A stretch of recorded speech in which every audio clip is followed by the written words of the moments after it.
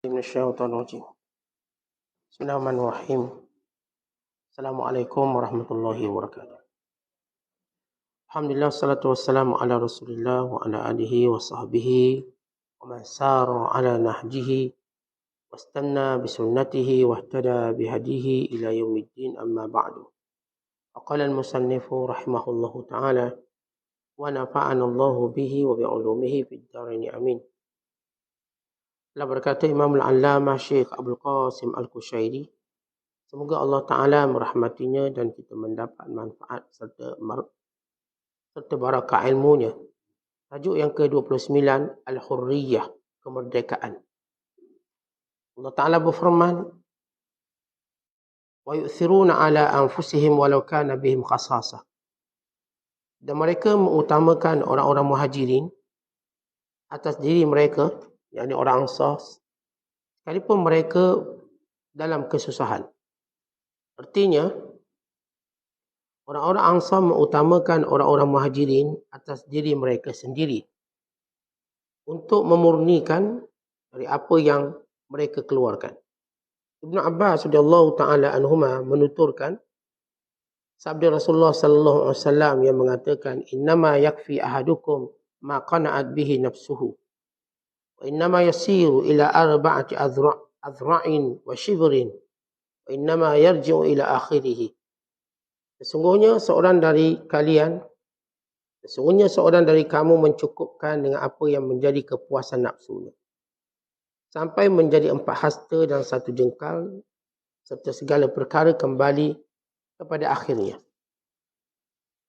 Ustaz Syekh mengatakan, sesungguhnya makna kemerdekaan atau kebebasan dibatasi dalam ketiadaan seorang hamba di bawah pengaruh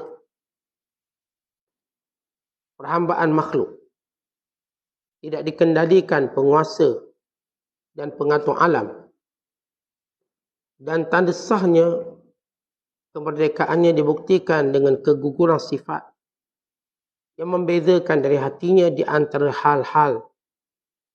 Baginya semua keadaan yang menghadangnya adalah sama. Harisah radhiyallahu ta'ala anhu pernah mengatakan kepada Rasulullah sallallahu alaihi wasallam, jiwaku zuhud dari dunia. Bagiku tidak ada beza antara batu dan emasnya. Saya mendengar Ustaz Abu Ali Daqqaq mengatakan, barang siapa menghinakan dunia, maka dia bebas daripada dunia. Dan jika dia berpindah menuju kampung akhirat, maka dia bebas daripadanya. Dan jika dia berpindah menuju ke kampung akhirat, maka dia juga bebas darinya. Beliau juga mengatakan, bahawa orang yang bebas dari dunia, maka akhirat kelak juga bebas darinya. Ustaz Syekh mengatakan, ketahuilah bahawa hakikat kemerdekaan terletak dalam kesempurnaan penghambaan. Jika perhambaannya benar untuk Allah, maka kemerdekaannya bersih dari perhambaan sesuatu yang berubah. Adapun orang yang berangan-angan, dirinya diserahkan hanya kepadanya dengan melepaskan semua waktu untuk ibadat dan menyatukannya dengan dirikannya dari batasan amal ma'ruf nahi munkar, maka dia adalah orang yang mengerti dalam membezakan bebanan hukum. Demikian itu menjadikannya terlepas dari 2 dunia. Allah Ta'ala berfirman, wa'bud rabbaka hatta ya'tiyakal yaqin. Dan sembahlah Tuhanmu sehingga keyakinan mendatangimu, yakni kematian.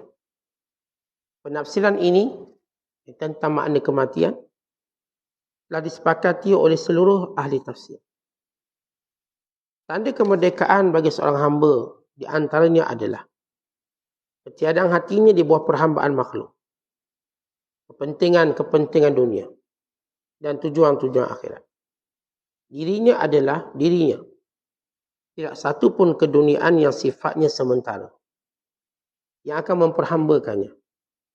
Tidak juga keinginan, angan-angan, permintaan, tujuan, harapan dan bahagian atau keuntungan.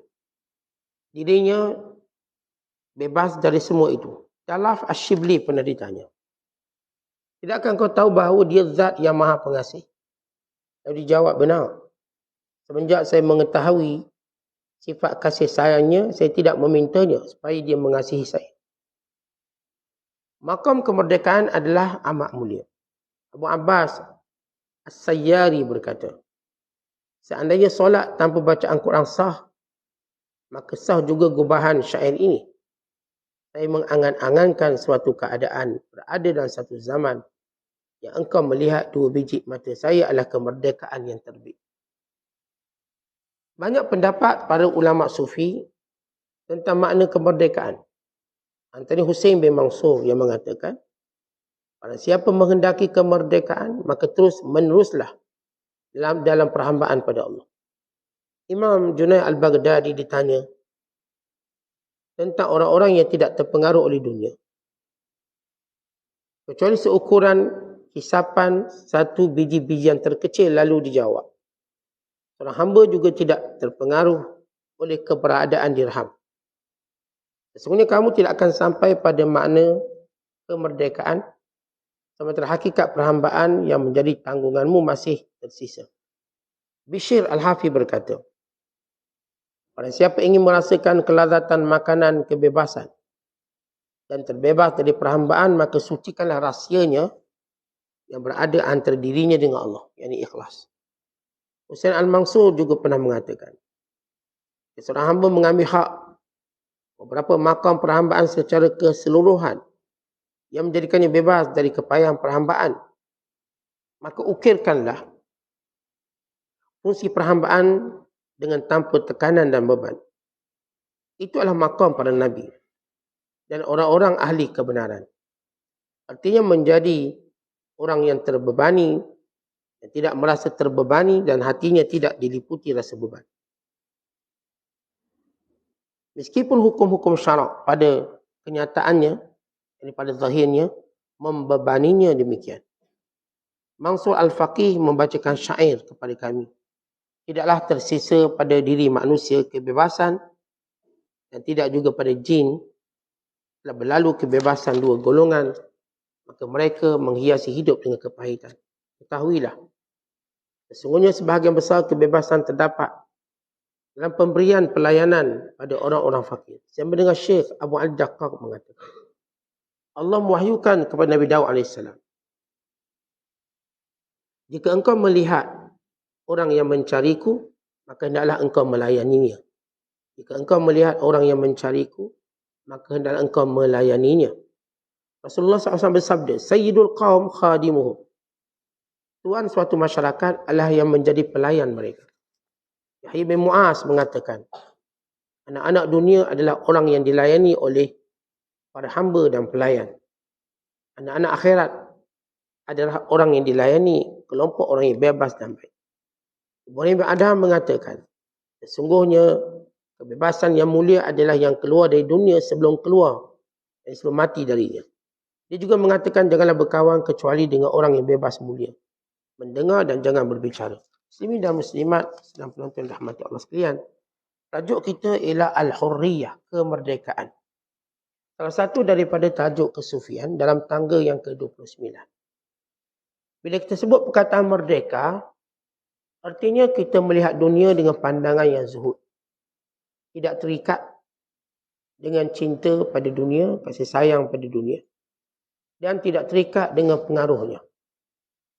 Bila mana seorang itu jiwanya merdeka, maka dia tidak membezakan antara mana-mana nikmat. Umpama, seorang yang lapar, apakah dia akan membezakan makanan itu dan makanan ini? Yang dia cuma tahu makan. Maka dia tak akan bezakan, nasi lemak ke, mi goreng ke. Sebab dia dalam keadaan lapar, dia cuma makan. Diberi apa sahaja, baginya tidak ada beza, asalkan makanan. Maka di situ dia dah ada jiwa merdeka, dia tak ada kerenah untuk memilih. Umpamanya, bila seorang tidak berpakaian, tak ada baju, tak ada seluar, maka diberikan apapun pakaian, apapun benda yang boleh menutupi badannya, maka cukup. Tanpa dia membezakan jenama apa, jenis apa, warna apa. Berarti jiwanya sudah merdeka. Sebab dia tak membezakan jenis pakaian. Umpama orang yang tak punya kenderaan, orang yang berjalan kaki jauh, tiba seorang tumpangkan dia, maka dia tak akan mengira siapa yang tumpangkan dia. Lori ke, lori sampah ke, lori tahi ke. kereta ke basikal, kan dia merasa nikmat ditumpangi. Maka orang yang macam ni dia ada jiwa merdeka. Bila manusia tidak terikat dengan pilihan-pilihan dunia, dia punya jiwa merdeka. Seumpamanya ialah khadam, hamba. Bila tuang dia suruh benda ni, bagi dia kerja pertama, kerja kedua sama. Yang dia tahu dia cuma buat kerja. Dia tak akan membezakannya. Maka dia jiwa merdeka. Bila tuang dia beri makan tu, makan ni, maka dia tak memilih. Maka dia jiwa merdeka. Dia adalah contoh binatang-binatang. Bagi contoh. Binatang-binatang berilah makan apa pun, dia cuma makan. Kurang dia hadiah kat mana pun, maka dia terkurung. Dia tak ada waktu kita nak buat sarang dia, sangkar dia. Dia kata kalau boleh sangkar tu kayu jati. Kalau boleh biar kayu merbau, kayu cengal. Tak ada. Tuan-tuan buat sarang, tuan-tuan letak, dia pun duduk. Dia tenang. Maka ini secara ringkasan, apa itu maksud merdeka? Kerana hari ini manusia sakit kerana memilih. Kita tengok. Hari ini bukan tak ada kedai makan, tapi nak memilih kedai makan yang mana. Satu hari round je hujung baru. Kenapa nak cari kedai makan? Padahal bersepoh depan mata. Sebab apa? Dia mula ada pilihan. Yang ni tak boleh, yang ni tak kena, yang ni semua tak boleh. Semuanya bagi dia macam belum memenuhi kehendak dia. Jadi kalau suami ajak isteri dia, jom makan. Dia tanya makan kat mana? Punya banyak kedai. Kedai ni tak boleh, kedai ni tak seronok, kedai ni dah pergi. Akhirnya suka. Akhirnya balik rumah goreng telur sudah makan. Tak payah bawa lagi kedai. Sebab kita mula menjadi perhambaan pada jenama, perhambaan pada jenis, perhambaan pada bentuk, perhambaan pada pandangan orang, perhambaan kepada apa yang menjadi trending dan viral. Kalau kita tak dapat benda tu, kita lemah. Inilah zaman kita. Hari ni kalau diberi beg, tapi bukan beg jenama, dia rasa bukan beg. Ini sampah kata dia. Hari ni kalau diberi jam tangan, bukan jam jenama, ini bukan jam. Walaupun jam hanya menunjukkan masa. Kalau hari ni diberi sekian-sekian perkara, manusia mengeluh. Kerana mereka nak yang lain. Yang menuruti hawa nafsu. Maka jiwa kita mula menjadi hamba pada dunia. Bagaimana disebut dalam hadis, hamba pada pakaian, hamba pada makanan, hamba pada duit, hamba pada kekayaan. Bila dalam situasi macam tu, kita mengalami perhambaan yang kronik. Kerana kita bukan menjadi hamba pada satu, bukan menjadi hamba pada puluhan ribu benda. Contoh kita jadi hamba pada makanan. Akhirnya hari ni kita lapar, bukan sebab tak ada makanan. Kerana cerewet kita pilih makanan. Daripada pagi sampai tengah hari tak jumpa lagi kedai makan yang kita nak. Bulu. Tu belum cerita sampai kena beratur pula 2 jam. Lagi tambah ke bulu. Sampai giliran kita dah mati lapar habis. Sebab proses itu mula menjadi suatu bebanan dalam hidup. Jadi kalau hari ni, kalau isteri kita ajak pergi makan, anak kita ajak makan, terbeban kita. Kenapa? Nak cari kedai mana? Bukan kita tak ada duit nak beli makanan dan sebagainya. Kedai mana? Kita macam pening. Tiap-tiap hari duk tengok kita rancangan makanan. Kedai makan. Apa kat mana? Kota Tinggi ada berapa buah. Gamak ada berapa buah. Ni kat Muar ada berapa buah. Jangan sampai tak tahu. Inilah bebanan kita hari ni. Kita jadi hamba pada banyak benda. Akhirnya masa kita habis macam tu. Lihat masa-masa kita yang terhad untuk menyembah Allah. Dihabiskan pada perkara-perkara tersebut. Lama, panjang.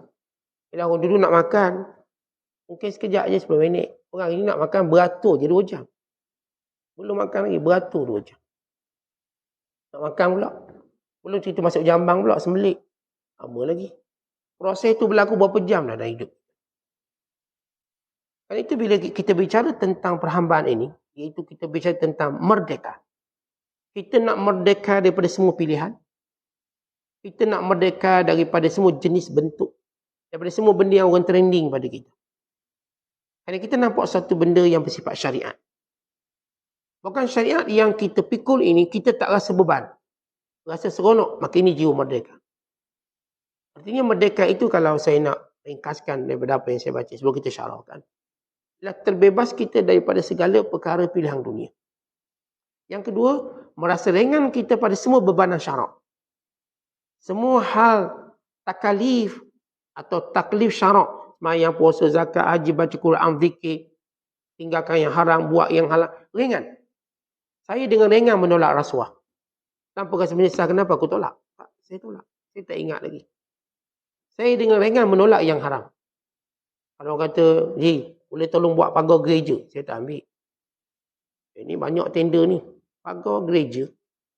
Kita pun tahu haram. Di mana perkara yang membantu syirik, maka haram. Walaupun pasang aircon dekat gereja, pasang aircon dekat tokong. Tapi ni tender besar ni, pasang aircon 20. Satu aircon kalau untung 200, agak 20. Beribu dapat. Tapi kita tahu syarak. Lalu kita tinggalkan dengan mudah. Tak apa, awak bagi orang lain. Tanpa kita lihat pun untung tu. Bila kita diminta buat benda yang syubhah, yang haram, kita boleh tolak dengan cepat. Tak payah nak fikir banyak. Tak payah, ni macam untung juga ni. Boleh tak kita cari pendapat yang kata boleh. Maka ini jiwa yang terikat. Kadang kita tahu pakaian kita tak menutup aurat sebagai contoh. Kita dengan mudah boleh buang pakaian tu. Untuk cari pakaian menutup aurat. Kalau kita diberitahu makanan kita ada syubhah, kita dengan mudah meninggalkan. Bagaimana hari ini kita boykot barang-barang yang sebab umat Islam dibunuh. Kita tidak merasa beban memboykot. Bukan rasa dengan senang hatinya. Dengan seronoknya kerana kita dapat membantu orang Islam. Dengan kita boykot barang-barang yang menguatkan orang kafir, kita rasa seronok. Taklah usah mengigau dah 3 minggu tak akan mengigau saya. Artinya kita dalam jiwa yang belum merdeka. Kita diperhambakan dengan barang-barangan mereka. Walaupun sampai peringkat mereka membunuh saudara kita.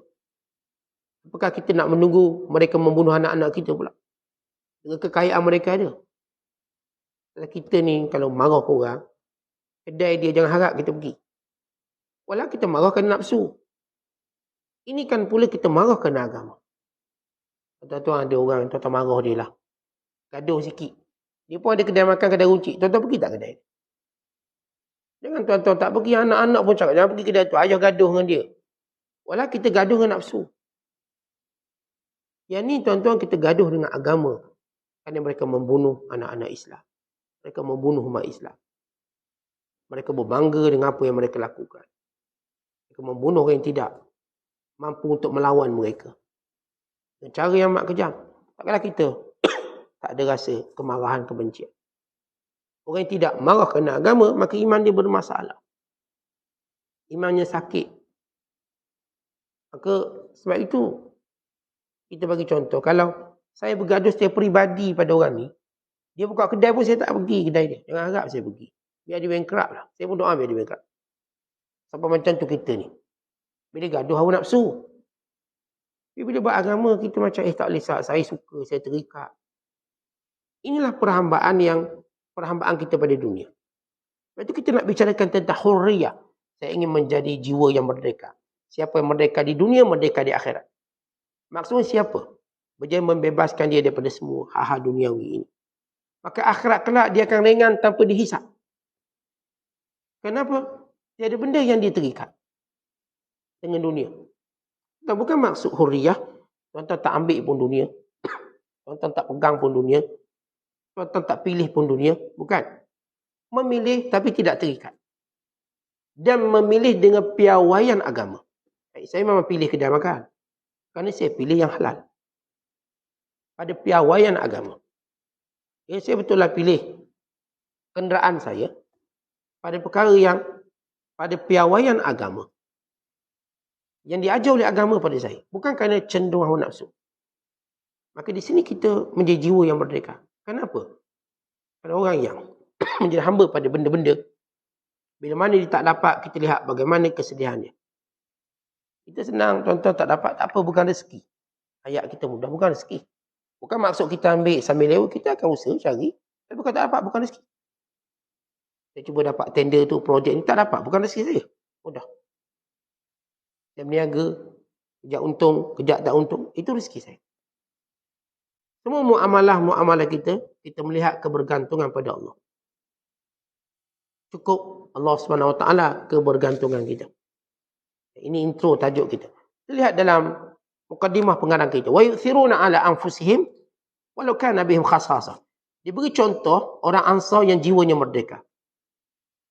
Datang orang Muhajirin ke Madinah. Tuan-tuan bayangkan mana-mana negara kalau ada pendatang mereka tak suka. Tuan-tuan orang Malaysia datang pendatang, Bangladesh, Rohingya, tuan-tuan suka? Umumnya kita tak suka. Apatah lagi nak berkongsi benda yang kita punya. Kadang-kadang di bisnes pun kita marah. Lah itu bukan kita punya. Kita marah, tutup peluang kita. Kalau tak bisnes, kita pun tak bisnes juga. Tak ada tutupnya.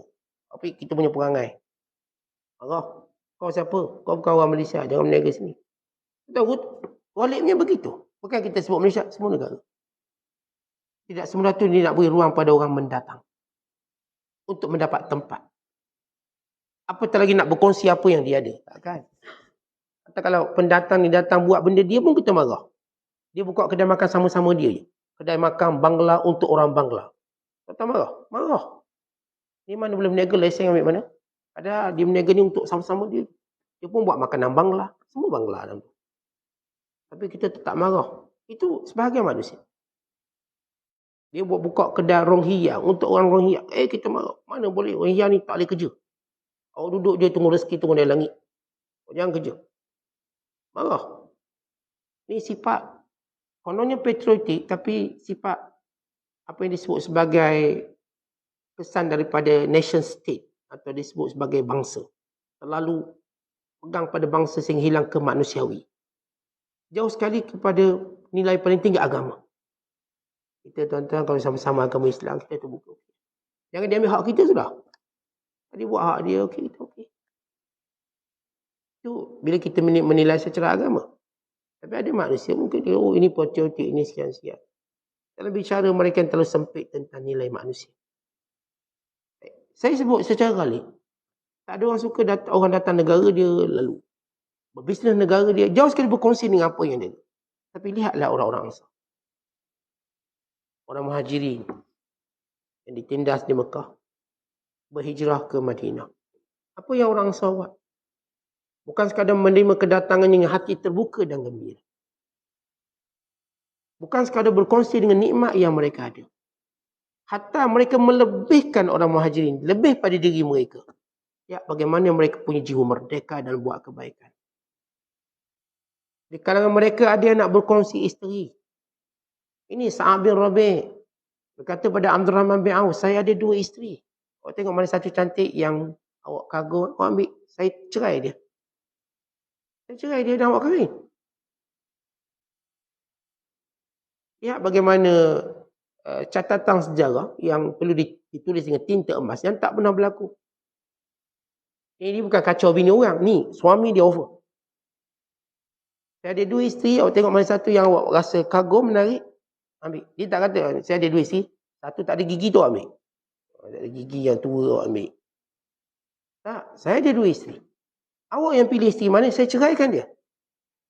Kalau kata Rahman, jangan. Moga Allah berkati keluarga kamu. Peganglah isteri kamu. Tak perlulah sampai tahap tu. Sampai mereka fikir tahap tu. Masalah berlaku tak berlaku itu hal lain. Tapi mereka fikir. Maka ini jiwa merdeka mereka dan berkongsi nikmat. Mereka tak rasa terbeban kalau seorang berkongsi nikmat dengan mereka. Bukan mereka gembira. Bukan sampai tahap kemuncak jiwa merdeka mereka dalam melakukan kebaikan. Mereka sanggup lebihkan orang-orang Muhajirin. Bukan sekadar kongsi, lebihkan. Ini Allah sebut. Wa yusiruna ala anfusihim walau kana bihim khasasah. Mereka melebihkan orang-orang Muhajirin walaupun mereka memerlukan. Seolah-olah kalau kita bagi contoh, saya pun nak guna kereta ini. Tapi kawan saya nak pinjam kereta, hantar anak asrama. Saya pun nak guna juga, nak pergi pasar beli barang. Tapi tak bawa ambil.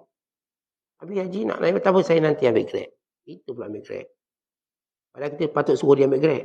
Kita bayar. Tak, awak pakai kereta saya. Biar saya. Saya tahulah cara saya. Saya ramai kawan kereta banyak. Kata ini panggil ihsar. Ihsar tidak akan berlaku melainkan pada orang jiwa merdeka. Yang tidak melihat dunia, tapi melihat apa yang Allah berikan pada dia. Apa yang Allah berikan atas kebaikan ini. Itu orang Ansar. Contoh kepada hurriyah, kemerdekaan mereka dalam buat baik. Dan mereka buat baik ternyata dengan penuh gembira. Mereka buat baik dalam keadaan melebihkan orang yang berada di hadapan. Umpama kita, contoh, Ni kalau kita nasi ni ada sepinggan. Kita baik dengan dia, bagi 2. Tapi bagi 2 tu maksudnya dia kita lebihkan, kita ambil sikit je. Tak, saya nak ambil 2 suap, ni 20 suap lagi orang ambil. Kita kongsikan seekor. Bukan patah 2. Kita ambil secubit, yang lain dia ambil semua. Begitu isap.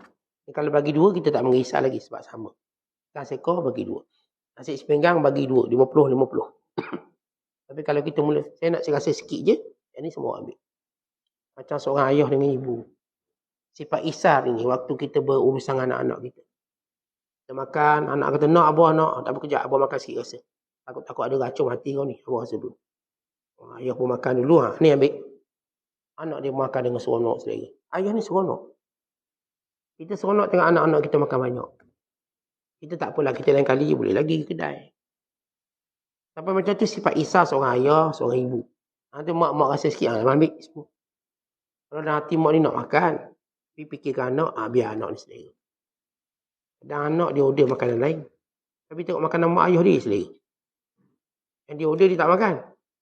Tak sedap, mak dia pun bagi. Kenapa? Ada isar. Itu contoh. Dan yang kedua, dibawakan kepada kita dalil. Apa itu merdeka kita? Daripada ikatan dengan dunia.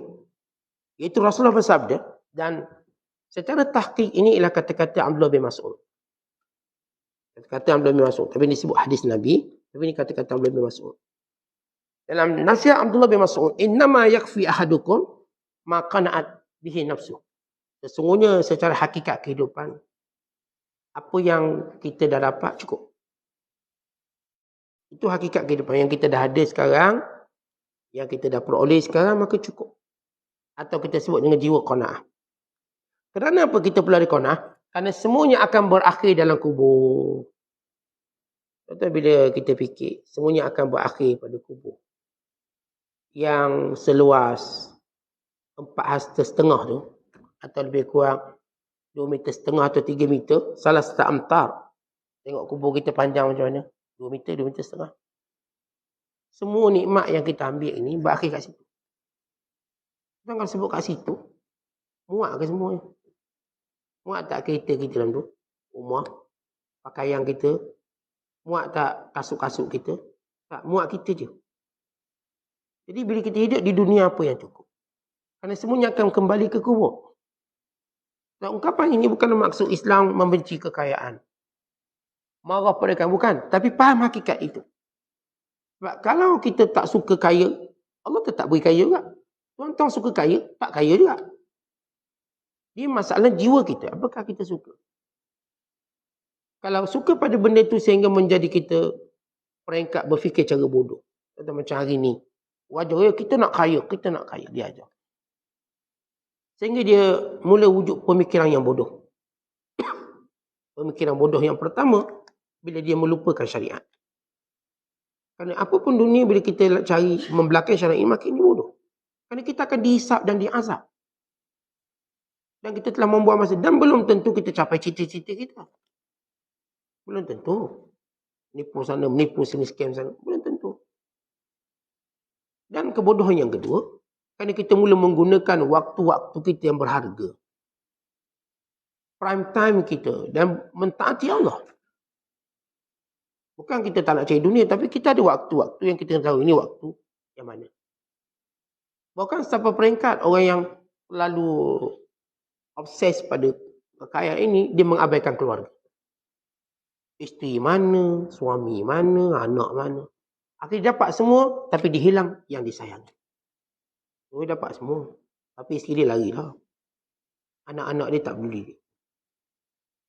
Anak tak peduli dia. Memang dia kaya, tapi lihat anak dia. Saya baca kisah seorang multi-billionaire. Kaya. Tapi semua anaknya tidak mewarisi harta dia. Anak. Bahkan menganggap satu penghinaan untuk dia dapat, untuk memperolehnya. Kayaknya tuan-tuan hari ini, harta tanpa anak. Dia harta tapi anak dia tak nak beli. Sedangkan kita tahu, kita fitrah kita, ayah. Saya harta untuk anak-anak. Bila anak-anak kita tidak mahu apa yang kita cari, apa nilai benda tu? Kita duduk kerja, cari duit. Tiba anak yang kita sayang, tak nak kita. Kita dah bina empire. Kilang. Anak kita tak nak. Saya nak kerja sendiri. Kata sini aku cari ni semua. Bila kamu tidak mau mewarisinya. Demikian cerita tentang kebodohan ini. Islam kita kata tak memusuhi kekayaan, mencari kekayaan. Tapi semuanya biar hati tidak terikat. Kan hati kita adalah tempat untuk kita letakkan Allah. Pergantungan pada Allah, tawakal pada Allah, iman pada Allah, cinta pada Allah, kasih. Ini hati. Hati ini dilarang untuk masuk dunia. Contoh kalau kita tengok satu bangunan pentadbiran. Ini ada semua pekerja bergerak di semua posisi. Ada satu bilik khas. Ini bilik GM. Bilik bawah besar CEO. Yang tak semua orang boleh masuk. Tak akan. Yang masuk cuma yang penting. Pekerja-pekerja lain ratus ribu tu buat urusan di luar. Ni pejabat akhir jangan masuk. Tentang hati kita ni. Pejabat paling penting dalam hidup. Jangan bagi semua masuk. Jangan bagi dunia masuk. Ya, dunia boleh masuk kat sini. Dunia boleh pergi ke tangan. Tapi hati untuk Allah. Hati kita untuk Allah. Macam kita sebutlah kita berkawan dengan semua orang. Sayang sana, sayang sini. Tapi dalam hati kita ada yang spesifik kita sayang. Kadang orang dekat kita, anak-anak. Mari kita muliakan anak-anak orang lain. Sayang. Tapi nanti kita anak kita. Tak mungkin anak orang hati kita. Kita mungkin melayan. Yang kawan kita. Tapi dalam hati kita ada somebody. Orang-orang tertentu. Tak semua boleh masuk dalam hati kita. Kita ada 10 kawan. Mungkin hanya 2 orang kawan je masuk dalam hati kita. Yang lain tak. Yang lain cuma amalan biasa. Tak apa lagi benda yang saya katakan. Ataupun sesuatu yang menjadi nilai kita sebenar. Bila Allah menjadikan hati ini tempat pandangan Allah. Bila Nabi SAW menyatakan, Inna Allaha la yanzuru ila suwarikum. Wala ila ajsamikum walakin yanzuru ila qulubikum wa amalikum. Allah tak lihat rupa bentuk kamu, Allah tak lihat bentuk badan kamu. Allah lihat hati kamu. Pas waktu Allah melihat hati kita ada apa? Ada Allah. Waktu Allah melihat hati kita ada apa? Kebergantungan padanya. Ada apa? Tawakal padanya. Ada apa? Harapan padanya. Ada apa? Yakin padanya. Semua ada Allah. Maka inilah hati yang Allah lihat. Tapi waktu Allah melihat hati kita, semuanya ada dunia. Terikat dengan dunia, hamba pada dunia. Akhirnya tidak diberkati apa yang kita ada.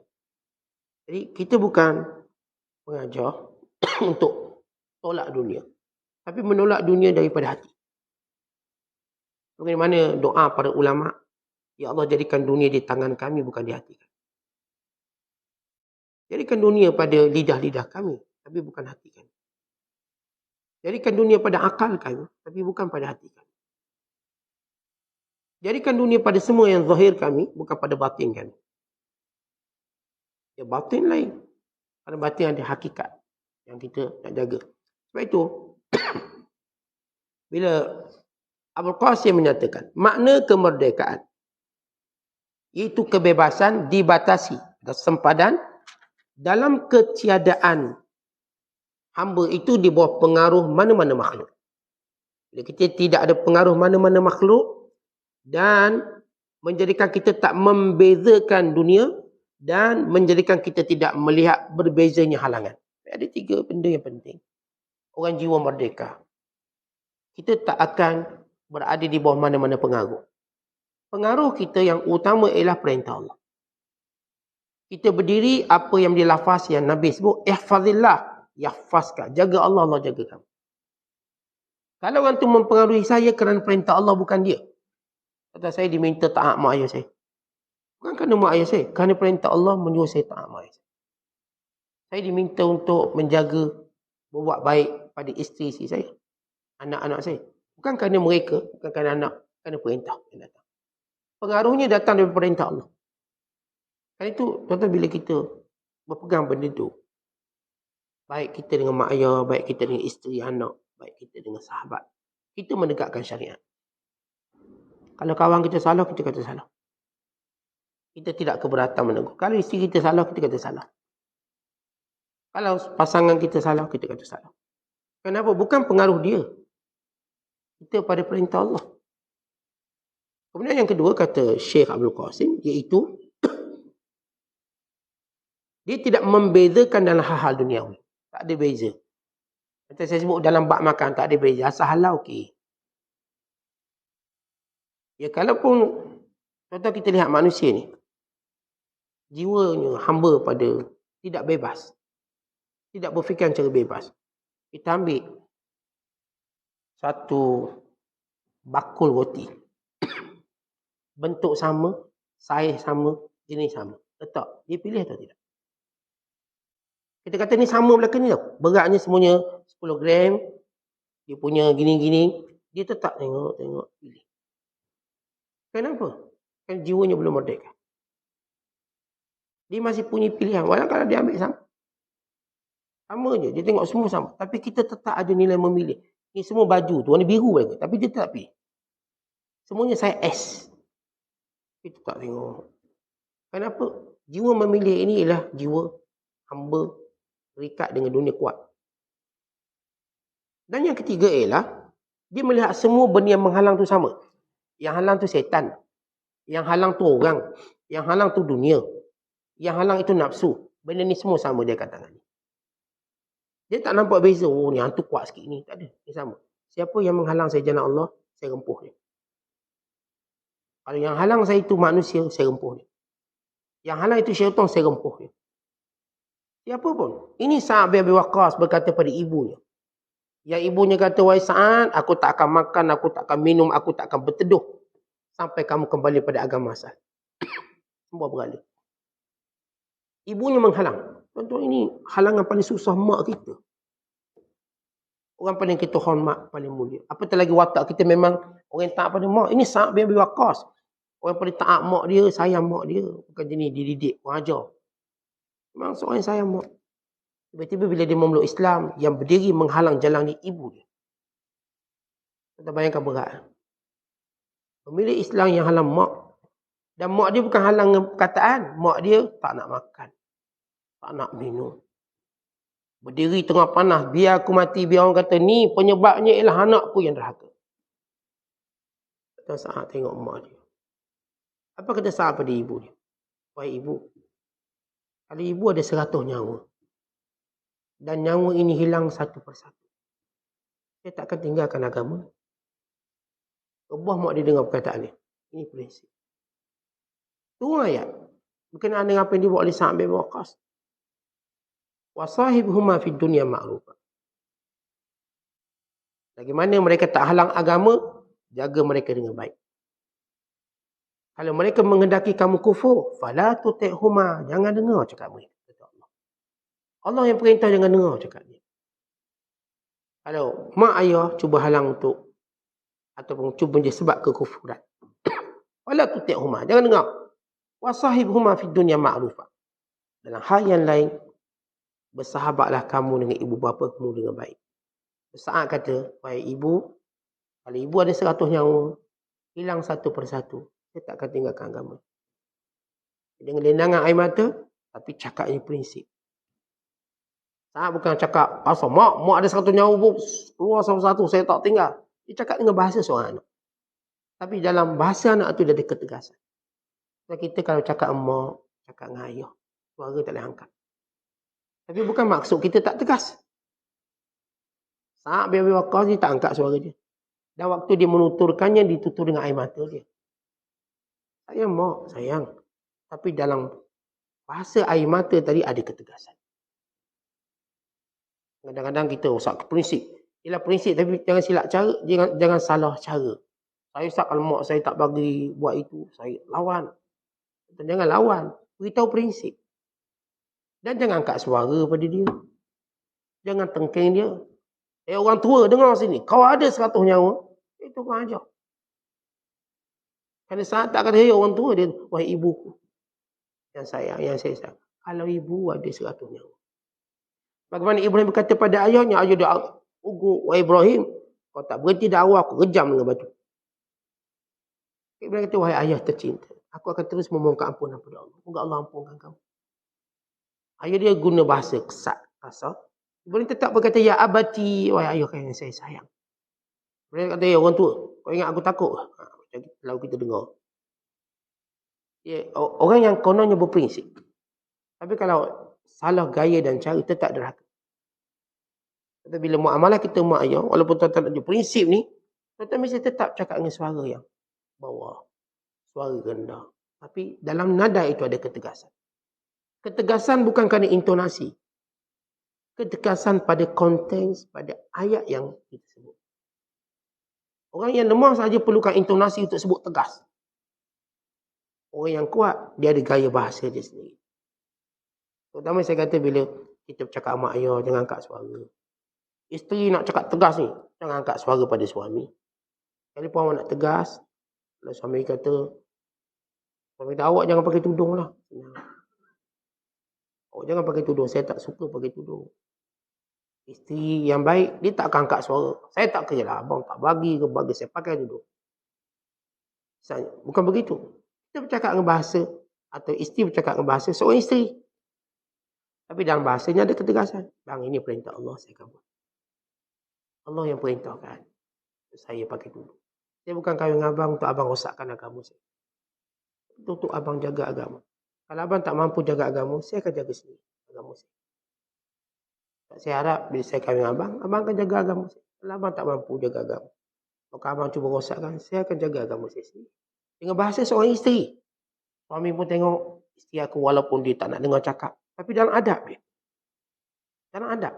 Maka si suami ni kalau dinomor, dia akan review balik apa yang dia cakap. Dia akan tengok balik apa yang dia lakukan.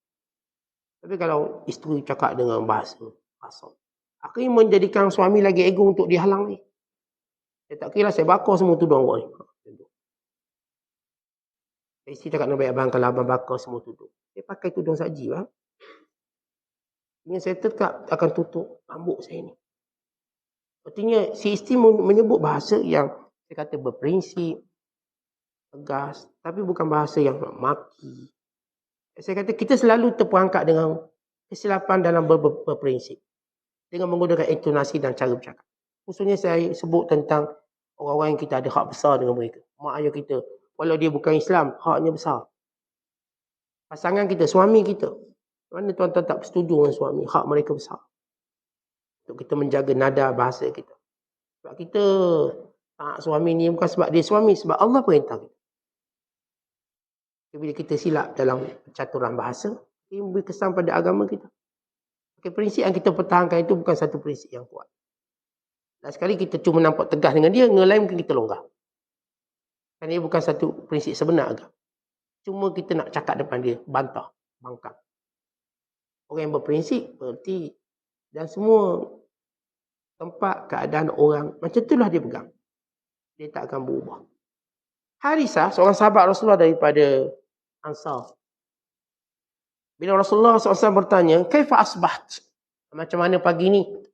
Lalu kata Harisah, asbahtu mu'minan haqqan. Ya Rasulullah, hari ini saya berpagi-pagi sebagai seorang beriman yang sebenar. Nabi SAW kata, cakap hati-hati. Likulli syai'in haqiqah. Semua benda ni kena ada bukti. Wa ma haqiqatu imanik? Apa hakikat iman kamu, wahai Harisah? Kamu kata, ya Rasulullah, hari ini saya benar-benar beriman pada Allah. Dia kata, hati-hati cakap dulu. Kita, bila kita nak dakwi kedudukan kita di sisi Allah, hati-hati. Apa yang kita cakap, Allah minta bukti. Tuhan akan minta bukti. Sehingga sampai hari kita diuji, kalau kita memang berbohong, akan terbongkar segala aib. Bila Harisah kata pada Rasulullah, ya Rasulullah, hari ini saya benar-benar beriman. Haqiqatul mu'minan haqqan. Kata Rasulullah, setiap sesuatu dia ada bukti. Fama haqiqatul imanik? Apa hakikat imanmu? Lalu kata Harisah, ya Rasulullah, azafat nafsi anid dunya. Fastawa indi hajaraha wa zahabaha. Fastawat indi hajaraha wa zahabaha. Wa ka'anni bil jannati wan nar. Wa ka'anni bi arsyir rabbi bariza. Faqala sallallahu alaihi wasallam, arafta falzam abdun nawwarallahu qalbahu bil iman. Maksudnya, jiwaku zuhud dari dunia, ya Rasulullah. Saya nampak dunia tu sama je. Emas dengan batu sama. Saya tengok dunia tu sama, emas batu. Macam kita hari ni tengok nasi goreng dengan mi goreng sama. Tak ada beza. Tak ada. Malam kan dah nasi goreng lagi. Ini tak sama. Saya tengok sama. Saya cuma tengok makanan. Tengok kari pak, inti kentang, inti daging, sama. Dari sudut mana? Sama makan je. Saya nampak sama. Kata Harisah, ya Rasulullah, hari ni saya melihat dunia ni sama je. Batu dengan emas sama. Saya tak nampak bezanya. Lalu katanya lagi, sini tidak disebut, saya tambah hadis ini ataupun tambah apa yang disebut dalam hadis ini, riwayat Tabrani dan Bazzar, dan seolah-olah saya sentiasa melihat syurga dan neraka. Dan saya sentiasa melihat arasy Allah, kebesaran Allah. Saya tiap hari berpagi cuma nampak syurga dan neraka. Dan cuma saya nampak Allah. Maksudnya, yang saya nak buat sekarang, perintah Allah. Yang saya nak buat sekarang, apa yang bawa saya ke syurga, apa yang menjauhkan saya dari neraka. Yang saya fikir sekarang, ialah cuma kuasa Allah, bukan kuasa fulan, biar fulan, bukan. Hidup hari ni, kata bila kita mula agama, bila kita nak buat, kita kira pahala ke dosa? Syurga ke neraka? Ini apa hukum beri makan? Oh, dapat pahala, saya nak beri makan. Ini apa hukum saya cakap macam ni? Oh, boleh pahala, saya nak cakap macam ni. Ini apa hukum buat macam ni? Oh, ini tak boleh, saya tak nak buat macam ni. Saya cara berpagi saya macam tu. Seolah hari ni saya cuma sibuk memburu pahala dan menjauhi dosa. Saya cuma melihat yang berkuasa cuma Allah. Awak jangan cerita awak ada kabel tu, saya nampak Allah berkuasa. Yang tentukan rezeki saya, hidup saya, mati saya, Allah. Yang tentukan saya bahagia atau tidak, Allah. Kata Harisah, saya cuma melihat syurga dan neraka, ya Rasulullah. Dan saya cuma melihat kuasa Allah. Lalu kata Nabi SAW, kalau begitu, arafta, benar, kamu sudah makrifat. Falzam, maka lazimi sifat ini. Inilah dia hamba yang Allah telah cahayakan hatinya dengan iman. Jadi tuan-tuan, bila hati kita ni ada iman, apa dia punya kesan? Kita nampak dalam perbuatan kita, pahala, nampak syurga atau neraka? Saya bila melayani isi saya, cara layani ahli syurga ke layang ahli neraka? Cara bahasa saya, tanggungjawab saya akan kira. Oh, ini benda yang Rasulullah ajar saya melayang isi saya. Saya dah melayang anak-anak saya. Saya melayang untuk bawa dia ke syurga atau ke neraka. Saya dah melayang sahabat-sahabat saya. Ke syurga ke neraka. Bahasa saya gunakan. Saya nak marah orang. Even saya nak maki orang. Bahasa ni bahasa ahli neraka ke bahasa ahli syurga? Saya nak wasangka orang. Wasangka saya ahli syurga atau wasangka ahli neraka? Maka ini yang disebut oleh Harisah. Yang saya nampak hari ni syurga ke neraka. Sama ada amalan itu ke syurga. Atau amalan bawa ke neraka untuk saya jauhi. Kita kalau dah amal lah. Kita, umpama kalau tuan-tuan pekerja setia. Tuan-tuan akan fikir, bos marah ke bos tak marah? Itu je. Tak boleh, ni bos marah. Ni bos suka. Sebab kita kenal bos kita. Jangan buat benda dia marah. Buat benda dia suka. Setiap kali orang kata ni, saya nak buat ni. Jangan, bos saya marah. Boleh tak saya nak parking depan ni? Tak boleh, bos saya marah. Nanti dia bakar kita. Kalau dia tak bakar, saya bakar. Yang parking sini contoh. Oh, ini bos saya suka. Jadi kita tuan-tuan, kita ada bos, Allah. Allah maula kita. Tuan kita. Bagaimana kata Zubair bin Awam kepada anaknya. Kalau kamu tak nampak duit aku tak cukup nak bayar hutang, minta dengan tuan aku, bos aku. Kata Abdullah, bos ayah siapa? Allah. Itulah bos aku, Allah, maula. Kata Zubair bin Awam, kalau hartaku tinggalkan tak cukup untuk bayar hutang, minta dengan tuan aku. Lalu kata Abdullah bin Zubair anak dia, siapa tuan ayah? Tuan saya Allah. Kita jangan guna kalimah itu. Dia sebut Allah. Ni Allah, bos kita. Bos teragung kita. Tak ada yang lain. Akhirnya, bila hutang Zubair bin Awam memang tak cukup nak bayar. Maka Abdullah pun minta dengan bos. Doa pada Allah. Dengan tanah dia yang sedikit, dijual dengan harga yang cukup tinggi. Tiba-tiba ada orang nak beli tanah tinggi, yang boleh membayar hutang, dan duit tadi menjadi harta pusaka yang mengayakan anak-anak dan isterinya. Ini Zubair bin Awam, dia ada 4 isteri. Waktu dia mati, dia tinggal hutang, dia tak tinggal duit. Cuma dia ada sekeping tanah. Tapi pergantungan daripada Allah cukup kuat. Dia pun anak ramai, berbelah anak. Lalu, anak tua dia nama Abdullah. Hasil perkongsian dia dengan Asma binti Abi Bakrin, cucu Abu Bakar. Anak ni diminta selesaikan urusan hutang ayah dia. Waktu dia mati, tuan-tuan, dia tak tinggal pusaka apa pun. Cuma hutang. Siapa yang tanah? Tanah tu mungkin tenggelam dengan hutang. Mungkin sebaliknya.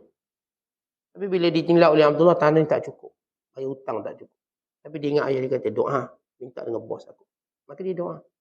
Maka dengan izin Allah, ada pembeli yang nak beli dengan harga yang tinggi. Lalu setiap isteri Az-Zubair bin Awam mendapat 1 juta dinar. Itu 1/8 bagi 4. Bayangkan warisnya yang lain. Ini pergantungannya pada Allah. Allah bos aku. Itu yang saya kata hidup ni, tuan-tuan. Fikirlah syurga neraka. Itulah tanda jiwa merdeka. Jangan fikir untung sini, untung sana. Fikir ni awak untung ni. Untung ke syurga ke untung ke neraka? Meniaga, menipu macam ni. Buat untung ke syurga ke untung neraka? Fikir. Awak buat macam ni, amalan awak, perbuatan awak, muamalah awak, dengan siapa pun, syurga ke neraka? Ni isteri kalau bercakap dengan suami ni, cakap ni bawa ke syurga ke bawa ke neraka? Agak-agak lah. Ni suami yang cakap dengan isteri, cakapan awak ni bawa ke syurga ke neraka? Ni anak-anak yang cakap dengan mak ayah, yang awak cakap, yang awak buat ke syurga ke neraka? Ini ayah yang bercakap dengan anak-anak, cakapan tu bawa anak-anak ke syurga atau ke neraka? Dan ini semua menjadi nilai muhasabah sebagai nilai kemerdekaan jiwa. Kerana bila orang merdeka jiwa, dicari yang tu. Tapi orang jiwanya masih nama hamba, dicari dunia. Dia masih menjadi anjing yang mencari bangkai. Anjing yang berada kat tong-tong sampah. Masih belum mau jadi mulia. Masih memburu dunia yang bersifat bangkai. Kita tak mau memburu dunia bersifat bangkai. Tapi dunia bersifat bekalan ke akhirat. Kalau hari ni saya memilih kaya, kaya saya ni bawa ke akhirat. Kalau hari ni saya memilih anak-anak dan isteri yang bawa saya ke akhirat. Kalau hari ni saya memilih kawan-kawan, kawan-kawan yang bawa saya ke akhirat, ke syurga. Saya tak nak pilih kawan bawa ke neraka. Semua benda saya nak pilih. Kerana jiwa merdeka saya, dalam penilaian saya ialah syurga, neraka. Bukan penilaian saya ialah dunia-dunia yang saya katakan bersifat bangkai, yang boleh bawa kita pada kemurkaan Allah. Maka ini jiwa hamba pada dunia. Kita nak jadi hamba Allah, sekaligus akan menikmati jiwa yang merdeka. Wallahu a'lam bishawab. Assalamualaikum.